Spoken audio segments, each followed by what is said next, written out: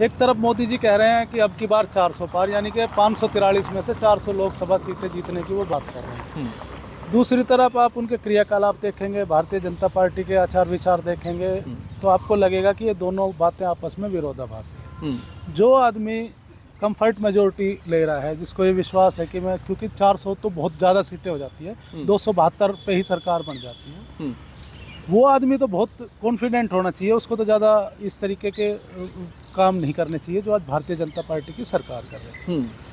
क्या कारण है कि 400 पार की बात कर रहे हैं और आधे घंटे पहले जो व्यक्ति कांग्रेस इसमें बीजेपी में शामिल होता है, कांग्रेस की बैकग्राउंड वाले, उसको टिकट दे देते हैं। नवीन जिंदल, जो 10 साल से तो पता नहीं कहाँ विदेश में रह रहे थे, कहाँ रह रहे थे, ये वही नवीन जिंदल है जिसके ऊपर कोयला घोटाले का आरोप ये लोग लगाते थे भारतीय जनता पार्टी वाले। इसी प्रकार डॉक्टर अशोक तंवर जी, कांग्रेस की पृष्ठभूमि के, इनको सिरसा से टिकट दिया, जबकि सिरसा से भी इनके पास सांसद है मौजूदा, कुरुक्षेत्र से भी इनके पास मौजूदा सांसद है जो मुख्यमंत्री बन चुके हैं। तीसरा, रणजीत सिंह चौटाला जी को, वो निर्दलीय विधायक के तौर पे थे, उनको टिकट दिया, वहाँ से भी बीजेपी के ब्रिजेंद्र सिंह थे।